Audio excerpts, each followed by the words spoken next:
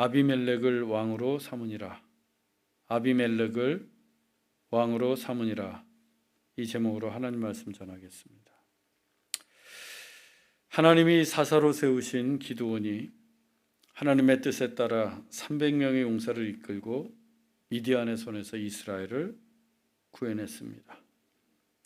그 후 기드온이 사는 날 동안 40년간 이스라엘은 평온한 시절을 보냈습니다.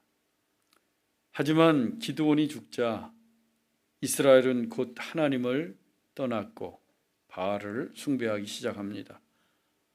또 기드온이 이스라엘에게 베푼 모든 은혜를 따라 그의 집안을 후대하지도 않았습니다. 즉 이스라엘은 하나님도 잊었고 기드온도 잊었습니다. 기드온은 생전에 여러 명의 아내를 두었고 70명의 아들을 얻었습니다. 또 세겜에서도 첩을 얻어 아들을 낳았어요. 그 첩의 아들이 아비멜렉이었습니다. 예나 지금이나 첩의 아들은 정통성이 없어서 집안의 유산이나 권리를 상속받는데 차별을 당했습니다. 아예 배제되는 경우도 있었습니다.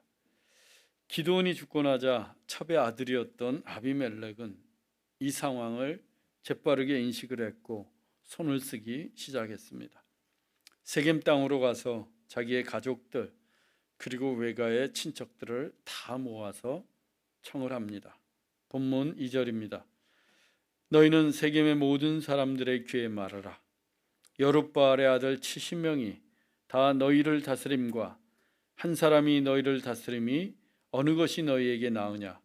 또 나는 너희와 골육임을 기억하라. 아비멜렉은 가족과 친척들에게 이르기를 세겜의 모든 사람들에게 말하라고 합니다. 여룹바알의 아들, 즉 기드온의 아들 70명이 이스라엘을 다스리는 것과 한 사람, 즉 자기 혼자서 이스라엘을 다스리는 것 중에 어느 것이 더 나으냐고 물었어요. 70대 1 중에 어느 것이 더 낫겠느냐고 한 것입니다. 당연히 70명이라는 많은 숫자가 다스리는 것보다 한 명이 다스리는 것이 낫겠죠. 그런데 이 질문의 밑바탕에는 왕이 되겠다는 야심이 깔려 있습니다. 그의 이름인 아비멜렉의 뜻이 나의 아버지는 왕이다 라고 했습니다. 나의 아버지는 왕이다. 그의 이름부터가 왕이 되고 싶은 마음이 가득했고 기드온이 죽자 그는 왕이 되겠다는 야심을 거침없이 드러냈습니다. 그는 또 나는 너희와 골육임을 기억하라. 아비멜렉은 자신이 여룹바알의 아들과는 달리 세겜 사람들의 동족임을 강조합니다. 언제나 팔이 안으로 굽듯이 너희의 동족이 이스라엘을 다스리는 것이 더 낫지 않겠느냐는 거예요. 아비멜렉은 매우 합리적인 방법으로 세겜 사람들을 끌어들이고 있습니다. 그의 가족이나 친척의 입장에서 볼 때 아비멜렉이 이스라엘의 왕이 된다면 그의 권력과 이권을 나누어 가질 수 있습니다. 세겜 사람들도 왕을 배출한 민족으로서 막강한 영향력을 행사할 수 있게 됩니다. 지금 변방에 있지만 당연히 아비멜렉 제안에 솔깃할 수밖에 없었고 결국 세겜 사람들의 마음이 다 아비멜렉에게로 기울게 됩니다. 본문 4절입니다. 바알브리 신전에서 은 70개를 내어 그에게 주매 아비멜렉이 그것으로 방탕하고 경박한 사람들을 사서 자기를 따르게 하고 세겜 사람들이 바알브리 신전에서 은 70개를 내어 주었습니다. 그 은으로 아비멜렉이 방탕하고 경박한 사람들을 용병으로 사서 자기를 따르게 했어요. 이 방탕하고 경박한 사람들이란 돈만 주면 무슨 짓이든 하는 아주 무모하고 제 멋대로인 사람들을 뜻합니다. 그런데 아비멜렉이 용병을 산 돈이 어디에서 나왔습니까? 바알브릿 신전입니다. 바알브릿 신전. 이 바알브릿은 바알의 다른 이름이에요. 기드온은 바알의 제단을 헐어서 바알과 싸우는 자라는 뜻을 지닌 여룹바알의 바알의 별명을 얻었습니다. 그런데 아비멜렉은 그 바알의 신전에서 나온 돈으로 용병을 샀어요. 바알과 손을 잡은 것입니다. 아비멜렉이 비록 첩의 아들이긴 해도 그 역시도 분명 기드온, 즉 여룹바알의 아들이었습니다. 그런데 지금 이 같은 행태는 여룹바알의 아들로서는 결코 하지 말아야 될 일입니다. 뿐만 아니라 하나님의 뜻과도 정반대로 행하는 일이었어요. 더욱이 아비멜렉이 용병을 산 이유는 무시무시한 일이었습니다. 본문 5절입니다. 오브라에 있는 아버지의 집으로 가서 여룹바알의 아들 곧 자기 형제 70명을 한 바위에서 죽였으되 다만 막내 아들 요담은 스스로 숨었으므로 남으니라. 아비멜렉은 은을 주고 산 용병들을 데리고 오브라에 있는 아버지의 집으로 향했습니다. 그리고 여룹바알의 아들 70명을 한 바위에서 모두 죽입니다. 본문은 아비멜렉이 죽인 70명을 단지 여룹바알의 아들 이렇게만 기록하고 있지 않습니다. 곧 자기 형제를 덧붙이고 있어요. 아비멜렉의 형제임을 분명히 기록으로 남긴 것입니다. 이는 그가 얼마나 왕이 되고 싶어 했는지를 보여주는 것인데 자기 형제들마저 죽일 만큼, 그것도 70명을 한 번에 죽일 정도로 그는 왕이 되려는 욕망에 눈이 멀었습니다. 욕망이 과도하면 사리분별을 하지 못합니다. 욕망이 과하게 되면 자기 자신은 물론 가까운 사람들, 사랑하는 가족들에게도 피해를 입히게 됩니다. 욕망에 눈이 먼 사람들은 오로지 욕망만을 쫓기 때문입니다. 욕망을 채우는 것이 다른 무엇보다도 우선하기 때문이에요. 그래서 욕심이 많으면 안 돼요. 무슨 일이든지. 우리는 비전과 야욕을 구별할 수 있어야 합니다. 비전은 하나님의 뜻을 이루는 것이지만 야욕은 나의 욕망을 채우는 것입니다. 그런데 우리는 곧잘 야욕을 비전으로 둔갑시킬 때가 있습니다. 내 욕망을 채우기 위해 비전을 운운하고 하나님의 뜻을 들먹입니다. 우리가 성령에 민감하지 않고 육체의 소욕에만 민감하다면, 우리가 성령을 따라 살지 않고 육체의 소욕을 따라 살아간다면 하나님을 믿으면서도 욕망에 눈이 머는 경우가 있습니다. 그러나 하나님을 이용해서 우리의 욕망을 채우게 된다면 우리는 아비멜렉과 다르지 않습니다. 여러분, 욕심이 잉태하면 죄를 낳습니다. 그리고 죄가 장성하면 사망에 이른다고 말씀하십니다. 욕심을 버리십시오. 그리고 하나님의 뜻을 구하십시오. 그러면 나의 야욕이 아니라 하나님의 비전을 이루는 사람이 됩니다. 아비멜렉은 왕이 되려는 욕망 때문에 자기의 형제들을 70명이나 죽이는 끔찍한 패륜을 저질렀습니다. 다행히 기드온의 막내 아들인 요담은 몸을 숨겨서 그 참극에서 살아남을 수 있었어요. 아비멜렉의 뜻이 나의 아버지가 왕이다 라고 했습니다. 그에 반해 요담은 그 뜻이 하나님은 완전하시고 흠이 없으시다입니다. 하나님은 완전하시고 흠이 없으시다. 하나님은 이스라엘의 왕으로서 완전하시며 흠이 없으십니다. 그런데 욕망에 눈이 멀면 그 완전하신 하나님, 무음하신 하나님을 볼 수가 없습니다. 아비멜렉의 눈에서 욕망의 비늘이 떨어지기 전까지는 하나님이 보이지 않아요. 그런 형제 70명을 죽이는 패륜까지 저질렀던 것입니다. 하지만 세겜 사람들은 마침내 아비멜렉을 자기들의 왕으로 세우게 됩니다. 본문 6절입니다. 세겜의 모든 사람과 밀로 모든 족속이 모여서 세겜에 있는 상수리 나무 기둥 곁에서 아비멜렉을 왕으로 삼으니라. 세겜의 모든 사람들과 또 그 곁에서 함께 거주하던 밀로의 족속이 모여서 아비멜렉을 왕으로 삼았습니다. 아비멜렉을 왕으로 삼았던 그곳은 세겜에 있는 상수리 나무 기둥 곁이었어요. 이 상수리 나무는 세겜 사람들이 숭배하던 우상이었습니다. 즉 그들은 상수리 나무에게 제사를 하면서 아비멜렉을 왕으로 세웠던 것입니다. 하나님께서 친히 세우시는 직분이 세 가지가 있어요. 그 세 가지 직분을 삼중직이라고 합니다. 제사장, 선지자, 그리고 왕이에요. 하나님께서 제사장, 선지자, 왕은 언제나 하나님이 세우세요.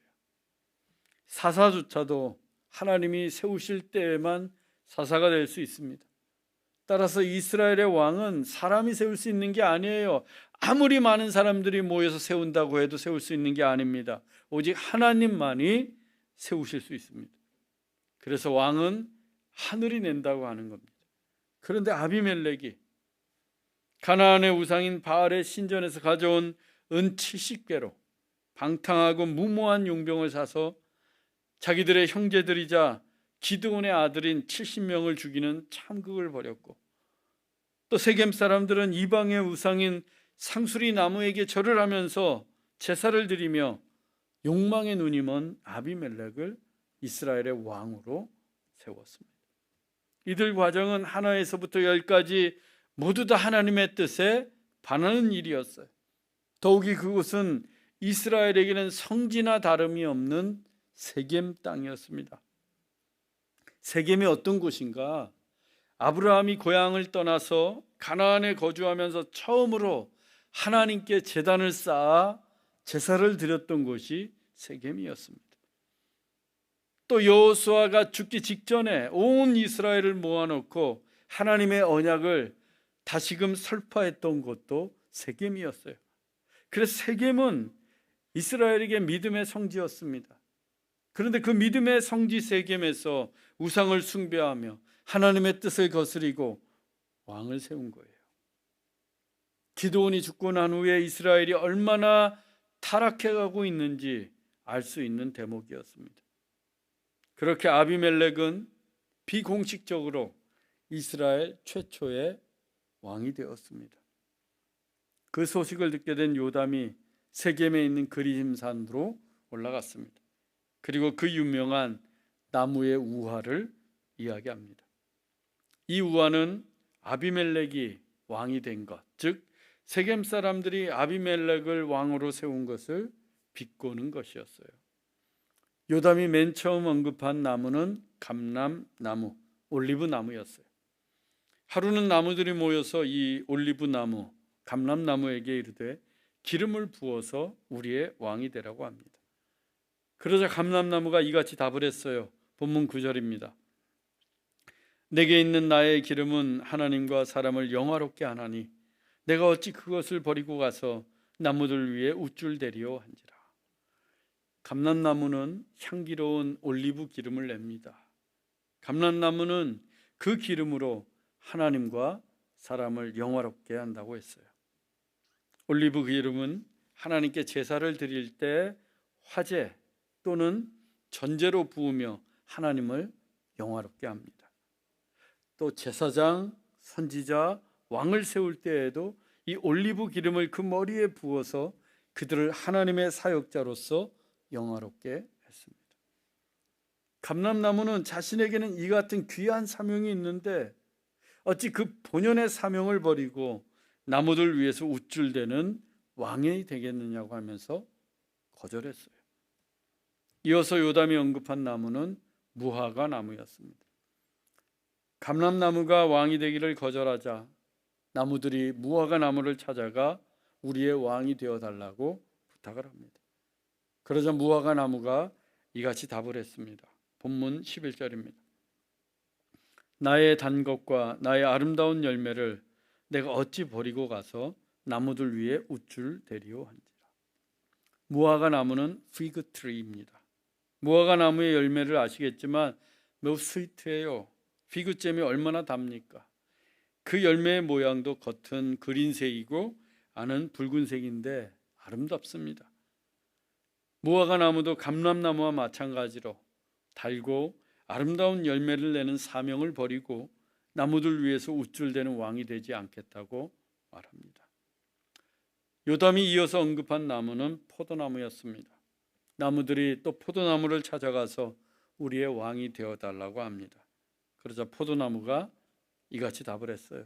본문 13절입니다. 하나님과 사람을 기쁘게 하는 내 포도주를 내가 어찌 버리고 가서 나무들 위에 우쭐대리오 한지라. 포도나무는 자기의 열매로 포도주를 만들어서 하나님과 사람을 기쁘게 했습니다. 하나님을 제사할 때 이 포도주를 전제로 부어서 드렸어요. 또 포도주는 이스라엘에서 그 잔치에서 빼어놓을 수 없는 음료였습니다. 포도주가 떨어지면 더 이상 그 잔치는 흥이 나지 않았고 기쁨도 잃어버립니다.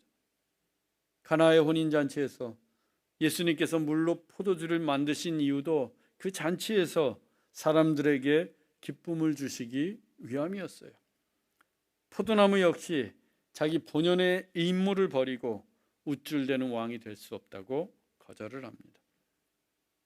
우리는 여기에서 매우 중요한 교훈을 얻게 됩니다. 이 감람나무, 무화과나무, 포도나무는 일평생 자기의 자리를 지키면서 본연의 사명을 다하고 있습니다. 우리도 우리 각자 본연의 의무, 임무, 믿음의 자리, 사명의 자리가 있어요. 그걸 지켜나가야 합니다. 그것이 찬양팀이든 미디어 팀이든 교사이든 간에 본연의 임무요 사명이라면 언제나 그 자리를 지키고 있어야 합니다. 제가 호주로 이민 오기 전에 한 4가지 사역이 있었어요. 평신도 때인데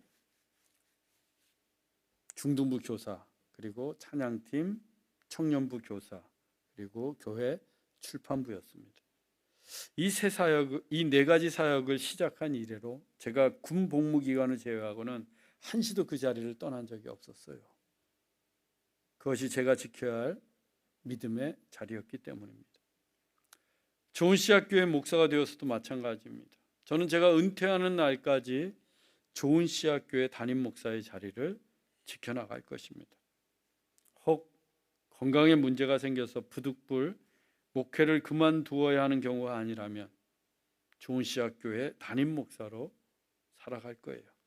그 길이 아무리 어렵고 힘들고 외로워도 늘 그 길로만 걸어갈 것입니다. 왜냐하면 이곳 좋은씨앗교회가 제가 일평생 지켜내야 할 믿음의 자리요, 본연의 사명이기 때문입니다. 저는 여러분들도 저와 함께 늙어가는 처지에 함께 믿음의 자리를 지키고 본연의 사명을 지키는 신실한 그리스도인이 되기를 바랍니다. 우리의 호흡이 닿는 날까지 믿음의 자리를 지키십시다. 그때 우리 교회는 아름답고 풍성한 열매가 맺히게 될 것입니다.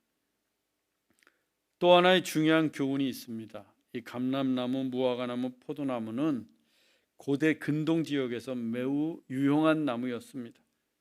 특히 이스라엘에서는 신앙의 제의와 관련해서 빼놓을 수 없는 중요한 나무들이었어요. 그런 나무들조차도 다른 나무들 위해서 우쭐대는 왕이 되지 않겠다고 한 것입니다. 왜냐하면 하나님이 원하시지 않기 때문이에요. 이스라엘을 다스리시고 통치하시는 왕은 오직 하나님뿐이십니다.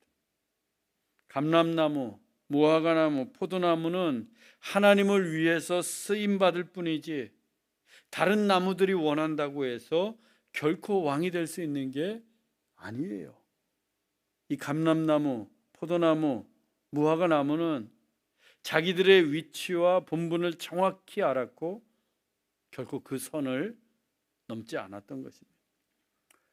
우리가 삶에서 만나는 문제들은 대부분 선을 넘어서 생기는 문제들입니다.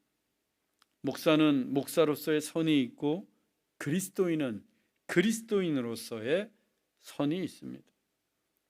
목사에게 권위가 있다면 권위가 있지만 만일 그 선을 넘게 된다면 하나님의 권위에 도전하는 결과를 초래하게 됩니다. 또 그리스도인에게는 다 자유가 있습니다. 하지만 그리스도인으로서 선을 넘게 된다면 세상과 구별되지 못합니다. 우리가 하는 말에도 해야 할 말과 하지 말아야 될 말, 그 선이 있습니다. 행동에도 선이 있고 삶의 영역에도 바운더리, 선이 있습니다. 그 선을 지킬 때에만 품격이 있고 신실한 그리스도인이 될 수 있어요. 특히나 우리는 인간의 선을 넘지 말아야 합니다. 마치 하나님이라도 된 양 그 선을 넘어서 하나님에게 도전한다면 그것처럼 어리석은 일도 없습니다. 하나님 말씀을 무시하고 하나님 말씀을 제멋대로 해석하고 마치 내가 하나님이라도 된 양 행동한다면 그것은 인간이 지켜야 할 선을 넘는 거예요. 기드온이 금 에봇을 만들고 그의 자식들은 미디안의 왕들이 보기에도 왕자들처럼 살았습니다. 이스라엘 백성들도 미디안의 손에서 자기들을 구해준 기드온을 왕이 되라고 부추겼어요. 기드온이 마음만 먹으면 얼마든지 왕이 될 수 있었습니다. 하지만 그는 단호하게 거절했어요. 내가 너희를 다스리지 아니하겠고 나의 아들도 너희를 다스리지 아니할 것이요 여호와께서 너희를 다스리시리라 라고 하면서 자기 자신이 지켜야 할 선을 지켰습니다. 그래서 요담이 언급한 이 세 나무, 감람나무, 무화과나무, 포도나무는 왕이 되기를 거절했던, 그래서 자기의 믿음의 선을 지켰던 기드온을 상징하기도 합니다. 비록 그가 말년에 금 에봇을 만들어서 실망을 주긴 했지만 히브리서에 여전히 믿음의 용사로 기록되어 있습니다.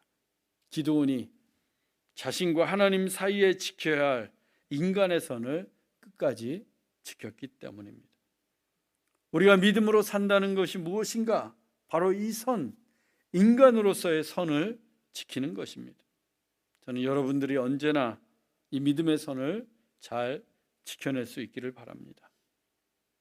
감람나무가 거절하고 무화과나무 또 포도나무도 왕이 되기를 거절하자 나무들이 이제 마지막으로 가시나무를 찾아갑니다. 가시나무를 찾아가서 왕이 되어달라고 했어요. 그러자 가시나무가 이렇게 답을 했습니다. 본문 15절입니다. 너희가 참으로 내게 기름을 부어 너희 위에 왕으로 삼겠거든 와서 내 그늘에 피하라.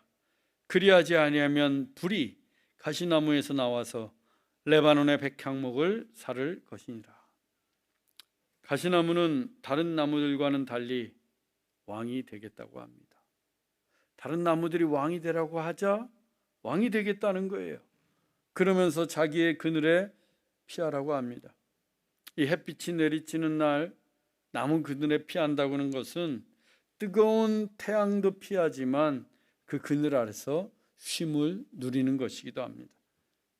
그런데 가시나무는 가시뿐이기 때문에 그늘을 제대로 만들어낼 수가 없습니다. 또 가시나무 그늘에 피해봐야 날카로운 가시에 찔리기만 할 뿐 전혀 쉴 수가 없어요. 즉 가시나무는 나무들의 왕이 될 만한 그릇이 아니었어요. 나무들을 보호해 줄 수 있는 나무가 아니었습니다. 특히나 근동 지역에서 가시나무는 광야에 버려진 나무예요. 불이 붙으면 금세 타버려서 흔적도 없이 사라지는 나무였습니다. 그런데도 가시나무는 왕이 되겠다고 합니다. 그러면서 가시나무가 만일 자기의 그늘로 피하지 않으면 레바논의 백향목도 불로 사를 것이라고 위협합니다. 레바논의 백향목은 근동 지역에서 최고의 품질을 자랑하는 최상품의 나무였습니다. 솔로몬이 예루살렘 성전과 자기의 왕궁을 지었을 때 무슨 나무로 지었어요? 바로 이 레바논의 백향목으로 지었습니다. 가장 좋은 나무였고 가장 튼튼한 최상품의 나무였기 때문이에요. 그런데 나무들이 왜 왕이 되어달라고 지켜 세우자 광야에 버려진 가시나무에 불과한 처지에 레바논의 백향목을 불태우겠다고 합니다. 자기 분수도 모르고 하는 말이에요. 가시나무로서의 선을 지키지 못한 발언입니다. 요담이 말한 이 가시나무가 누구를 가리키는 것입니까? 아비멜렉입니다. 자기의 분수도 모르고 왕이 되겠다고 하는 아비멜렉을 꾸짖고 있는 거예요. 이어서 요담이 아비멜렉을 왕으로 세운 세겜 사람들을 책망합니다. 본문 16절로 17절입니다. 너희가 행한 것이 과연 진실하고 의로우냐? 이것이 여룻바알과 그의 집을 선대함이냐? 우리 아버지가 죽음을 무릅쓰고 너희를 위하여 싸워 미디안의 손에서 너희를 건져냈거늘 너희가 오늘 일어나 우리 아버지의 집을 쳐서 그의 아들 70명을 한 바위에서 죽이고 그의 여종의 아들 아비멜렉이 너희 형제가 된다고 그를 세워 세겜 사람들 위에 왕으로 삼았도다. 우리 옛말에 은혜를 모르면 금수, 즉 짐승마도 못한다고 했어요. 요담이 지금 세겜 사람들을 향해 금수만도 못하다고 책망하고 있습니다. 너희가 행한 것이 과연 진실하고 의로우냐? 우리 아버지 여룻바알이 죽음을 무릅쓰고 미디안의 손에서 너희를 구해 주었는데 오히려 너희는 우리 아버지의 집을 쳐서 그의 아들 70명을 한 바위에서 죽였다. 그리고는 여종의 아들인 아비멜렉이 너희의 형제라고 해서 그를 왕으로 삼았다고 하면서 그들을 통렬히 책망하고 있습니다.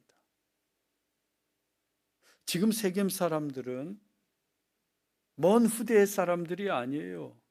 기드온을 생전에 보았던 사람들입니다. 기드온에게 직접 도움을 얻었던 사람들이에요. 기드온의 활약을 다 목격했던 사람들입니다. 기드온 때문에 미디안의 손에서 구원함을 얻었던 이들이에요. 그런데 기드온이 죽자 모든 걸 다 잊어버리고 기드온의 아들을 70명을 모조리 죽였어요. 얼마나 비참한 일입니까? 요담이 그들에게 말합니다. 너희들이 여룻바알의 집안에 행한 일이 진실하고 의롭다면 아비멜렉으로 말미암아 기뻐하겠지만 그렇지 않다면 아비멜렉에서 불이 나와 너희를 살을 것이라고 합니다.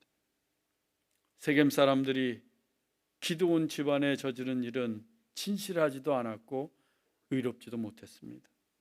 은혜를 망각한 금수만도 못한 일을 저질렀습니다. 따라서 언젠가는 아비멜렉을 왕으로 세운 일로 인해서 세겜 사람들이 큰 고통을 받게 될 것이라는 경고였어요. 그리고는 요담이 세겜에서 도망쳐 부엘에 가서 거주하게 됩니다. 사랑하는 형제자매 여러분, 오늘 우리가 지켜야 할 자리와 믿음의 선이 무엇인지 다시 한번 확인하시기 바랍니다. 믿음의 자리, 그 본연의 사명을 지키고 믿음의 선을 지킨다면 우리는 감람나무처럼 하나님을 영화롭게 하고 무화과나무처럼 아름다운 그리스도인이 되며 포도나무처럼 하나님을 기쁘시게 할 수 있습니다. 우리 모두 믿음의 자리와 믿음의 선을 지킬 수 있기를 주 예수 그리스도의 이름으로 축원합니다. 기도하겠습니다. 사랑의 하나님, 욕심을 부리지 않게 하옵소서. 욕망의 눈이 멀어 믿음의 자리를 떠나고 믿음의 선을 넘지 않도록 우리를 지켜주옵소서. 사람들이 등대 밀고 사람들이 원한다고 해서 하나님이 원치 않으신 일을 택하지 않도록 우리의 믿음을 굳건하게 하옵소서. 그래서 언제 어디서나 믿음의 선을 지키며 하나님을 영화롭게 하고 사람들에게도 기쁨이 되는 인생을 살게 하옵소서. 길이요 진리요 생명이신 예수 그리스도의 이름으로 기도하옵나이다. 아멘.